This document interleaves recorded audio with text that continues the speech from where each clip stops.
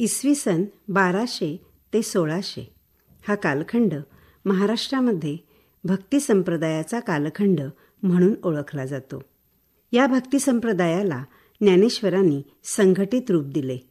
त्यामुळे भागवत धर्म म्हणजेच वारकरी संप्रदायाचा उगम आणि विस्तार याच कालखंडात झाला. अशा या संप्रदायात पुरुष संतांबरोबरच स्त्रियांचे योगदानही मोठे आहे. यामध्ये नामयाची दासी म्हणवणारी संत जनाबाई, संत मुक्ताबाई, संत कान्होपात्रा आणि तुकारामांची शिष्या संत बहिणाबाई यांचे महत्त्वाचे स्थान आहे. संत बहिणाबाई हे त्यांचे खरे नाव आहे. कालांतराने बहेणाचे बहिणा झाले. शके 1550 मध्ये औरंगाबाद जिल्ह्यातील देवगाव या गावी त्यांचा जन्म झाला.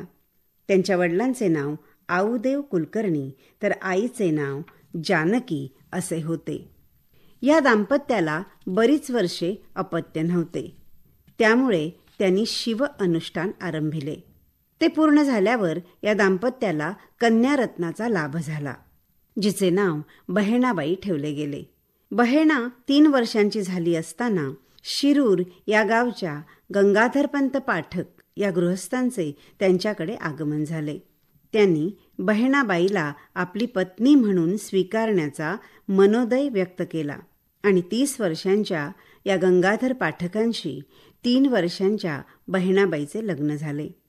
आपला जोडा कसा होता याचे वर्णन बहेणाबाईंनी या शब्दात केलेले आढळते.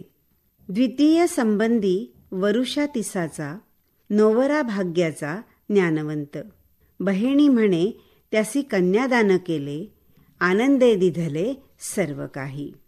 बहेणाबाईच्या अभंगाचे खास वैशिष्ट्य म्हणजे त्यांनी आपल्या जीवनातले सारे प्रसंग आपल्या अभंगातून अधोरेखित केले आहेत आणि तेही अत्यंत प्रांजळपणे.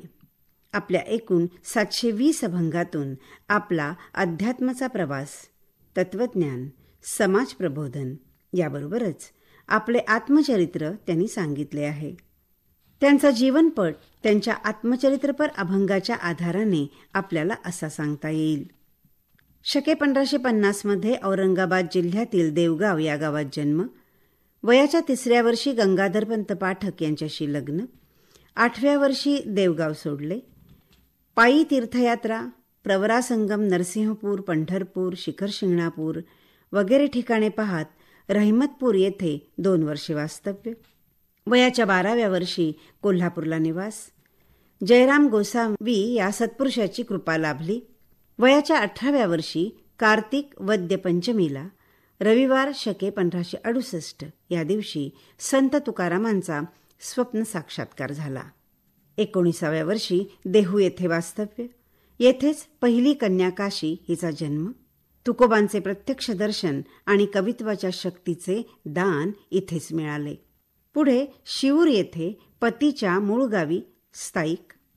विठोबा या पुत्राचा जन्म.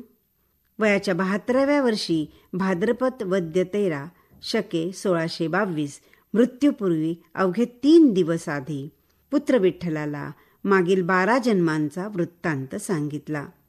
पुढे 3 दिवसांनी आश्विन शुद्ध प्रतिपदा बुधवार शके 1622 या दिवशी योगमार्गाने देह ठेवला. शिऊर येथे प्रणिता तीर्थावर त्यांची समाधी आहे. त्यांच्या अभंगांचा अभ्यास केल्यानंतर अभंगाची काही खास वैशिष्ट्ये सांगता येतात. आत्मचरित्र हा त्यांच्या अभंगाचा ठळक दिसणारा विशेष आहे.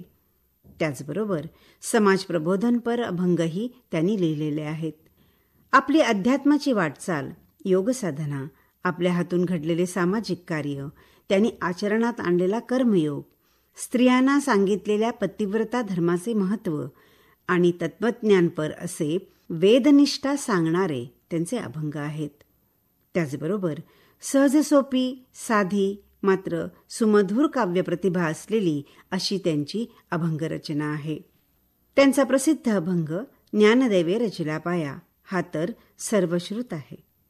या अभंगातून अत्यंत नेमकेपणाने त्यांनी ज्ञानेश्वरांपासून तुकारामांपर्यंतचा वारकरी संप्रदायाचा प्रवास अधोरेखित केला आहे.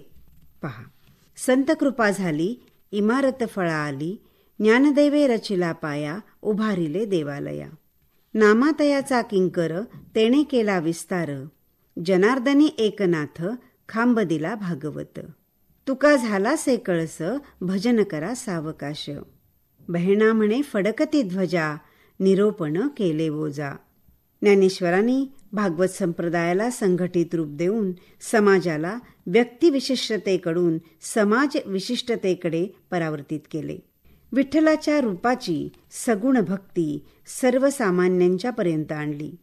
तंत्रमंत्रांपेक्षा साधा, सोपा, ईश्वर प्राप्तीचा सुलभ नामभक्तीचा मार्ग आपल्या ज्ञानेश्वरी, अमृतानुभव सारख्या ग्रंथातून आणि सुमधुर अभंगातून मांडला. असा ज्ञानदेवांनी वारकरी संप्रदायाचा भक्कम पाया रचला. नामदेवांनी त्यांच्या विचारांचा प्रसार करून तो विचार लोकांपर्यंत पोहोचवला. नंतरच्या कालखंडात मुसलमान आमदानीत स्वधर्म स्वभाषा विसरलेल्या समाजाला पुनश्च वारकरी संप्रदायाकडे वळवण्याचे काम संत एकनाथांनी केले. आणि त्यानंतर संत तुकारामांनी तर लोकभाषेमधून लोकांच्या मनापर्यंत विठ्ठल भक्ती पोहोचविण्याचा प्रयत्न केला. वारकरी संप्रदायाच्या इमारतीचा कळस होण्याचे भाग्य त्यांना लाभले आणि त्या कळसावरती पताका होऊन राहण्याचे भाग्य स्वतःला मिळाले, याचा बहेणाबाईंना अभिमान आहे. वारकरी संप्रदायाचा समृद्ध सांस्कृतिक वारसा आत्मसात करून बहिणाबाईंनी संतांचे महत्त्वाचे कार्य केले. कीर्तनासारख्या मनोरंजक साधनाद्वारे त्या समाजाला उपदेश करीत असत. समाजातील अनिष्ट प्रवृत्तींवर कोरडे ओढून त्यांनी समाजाला नीती, भक्ती, ज्ञान आणि अध्यात्माचा संदेश दिला. आपल्या काव्यात निरनिराळ्या रूपकांची कुशल योजना करून त्यांनी वैदिक तत्वज्ञान सुलभ व सुस्पष्ट करून सांगितले. हे त्या अभंगाचे आगळे वैशिष्ट्य आहे. वैदिक धर्माच्या जीवननिष्ठा तत्वज्ञानाचा आध्यात्मिक मानवतावादाचा त्यांनी प्रसार केला. अत्यंत प्रतिकूल परिस्थितीतही वारकरी संप्रदायाचे, संस्कृतीचे आणि धर्माचे रक्षण व संवर्धन केले. त्यांनीच म्हटल्याप्रमाणे संत केवळ ते ज्ञान निज खूण दाविती, यातच त्यांचे जीवन साफल्य आहे. त्यांच्या एकूण 720 अभंगातील अत्यंत महत्त्वाचा टप्पा म्हणजे त्यांचे आत्मचरित्रपर अभंग होत. आणि त्यातही त्यांच्या निर्वाणा अगोदर 3 दिवस त्यांनी आपला पुत्र विठ्ठल याला सांगितलेली आपल्या पूर्वीच्या 12 जन्मांची कथा, हा तर त्यातला अत्यंत प्रांजळ प्रामाणिक असा प्रयत्न आहे. एकूण आपल्या 13 जन्मांचे त्यांनी स्वतः केलेले मूल्यमापन फार महत्त्वाचे आहे. एकूण 351 वर्षातील हा सारा जन्मप्रवास आहे. हे सर्व जन्म स्त्रीचेच आहेत, हे आणखी महत्त्वाचे. यातील 13 पैकी 6 जन्मात त्यांचा पुत्र विठोबा याला त्यांचा पुत्र होण्याचे भाग्य लाभले आहे. या 13 जन्मांचे समालोचन त्या करतात. 300 आणि वरुषे 51 आयुष्य निर्माण 13 जन्मी. घातले स्त्री रूपे साधने हरीच्या, निमाल्या मनाच्या वृत्तीजव. आता निश्चयाने सांगेन निर्धार, जाले निर्विकार चित्त माझे. बहेणी म्हणे पुढे काही नाही हेत, स्वरूपी निवांत चित्त माझे. पूर्वीचे आपले जन्म पाहता येणे हे एक योग मार्गातील सामर्थ्य आहे. त्याला जाती स्मरतत्वाची सिद्धी असे म्हणतात. ही दिव्य दृष्टी बहिणाबाईंना प्राप्त झाली. यावरून त्या महायोगिनी होत्या हे कळून येते. म्हणूनच त्या स्पष्टपणे या संदर्भात म्हणतात, अवघेची जन्म आठवती मज डोळा. या 12 पूर्वजन्मांचे आत्मवृत्त बहिणाबाईंच्या चरित्राशी म्हणजे 13व्या जन्माशी आध्यात्मिक विकासाचे दृष्टीने संबद्ध आहे. त्याला चरित्रात्मक तसेच ऐतिहासिक महत्त्व आणि आध्यात्मिक मोल आहे. आणखी एक वैशिष्ट्य म्हणजे या साऱ्या जन्मात स्त्रीदेह वाट्याला आला तरी देखील स्त्रीदेहाने साधना करून मुक्ती मिळवता येते हे बहिणाबाईंच्या 13 जन्मांच्या चरित्रावरून सिद्ध होते. आणि स्त्रीदेहात मुक्ती नाही असे म्हणणाऱ्यांना बहिणाबाईच्या या चरित्राने चांगलेच उत्तरही मिळते. जातीभेदाच्या संदर्भात त्या म्हणतात, ब्रह्म जाणे तोची ब्राह्मण बोलीजे, किंवा जेथे विकल्प तुटला तेथे वर्णभेद मिथ्या बोला. याचप्रमाणे त्यांनी सामाजिक परिस्थितीवर चांगलेच शब्दांचे फटकारे दिले आहेत. कर्मयोगासंबंधी त्या म्हणतात, वर्णश्रम सेवा या वेदाची निमते, कर्म करिता ते मोक्ष साधे. चित्तशुद्धी होय विरक्ती सबळ, ज्ञानेची प्रबळ नाश त्याचा. बहिणाबाईंनी सर्वांनाच स्वधर्माने वागून वैकुंठ प्राप्ती करून घेण्यास शिकविले. यामध्ये त्यांनी स्त्रियांना काही खास उपदेश केला आहे. स्त्रियांना उपदेश करणारे काही अभंग फुगडीच्या गीतरूपात आणि पिंगागीताच्या रूपात रचिलेले आढळतात. उदाहरणार्थ, घाल पिंगा ऐसा सांगतसे तैसा, काया वाचा मने शरण रिघे जगदीशा. स्त्रियांना त्यांनी पतिव्रता धर्माचा उपदेशही केला आहे. काया वाचा मने पतीशी शरण, तिच्या ब्रह्मज्ञान दारी लोळे. वेदनिष्ठा हे त्यांचे तत्वज्ञान आहे. याप्रमाणे कर्मयोग, माया, ब्रह्म, निरूपण यावरही त्यांनी अनेक अभंग रचना केलेली आहे.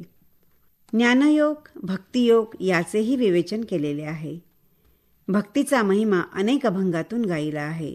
उदाहरणार्थ, भक्ती हे कारण साधन वरिष्ठ, रोकडे वैकुंठ हाती वसे. भक्तिपंथाची व्याख्या तर त्या अशी करतात, बहिणी म्हणे संत पायी त्या आर्त, हाची भक्तिपंथ ओळखावा.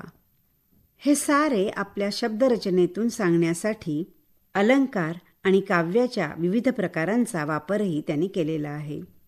विविध रूपकातून आपले म्हणणे लोकांच्या मनापर्यंत पोहोचवण्यात त्या यशस्वी झालेल्या आहेत. आत्मा म्हणजे देह नव्हे हा विचार त्यांनी पंचतत्वाचा पाळणा या रूपकातून मांडला आहे. या अभंगात साधकरूपी बालकाला पंचमहाभूतात्मक देहरूपी पाळण्यात निजवून जो रे बाळा म्हणून झोपवीत आहेत. इथे त्यांच्या हातात सोहमरूपी दोरी आहे आणि अंगाई गीतात तत्वमसीचा उपदेश आहे. याचप्रमाणे आत्मा देहात प्रतिबिंब रूपाने राहतो हे सांगण्याकरिता आत्मा काया भांडण असे पतिपत्नीच्या रूपकातून बहिणाबाईंनी रंगवले आहे. भक्ताची लक्षणे सांगताना अखंड वाचे श्रीराम नाम हे लक्षण त्यांनी सांगितले आहे. संत नामदेवांप्रमाणे काही हिंदी अभंगांची रचनाही त्यांनी केलेली आहे. थोडक्यात सांगायचे तर बहिणाबाई ह्या वारकरी संप्रदायातील संतांच्या मांदियाळीत असलेले एक सात्विक कमलपुष्प आहे हेच खरे.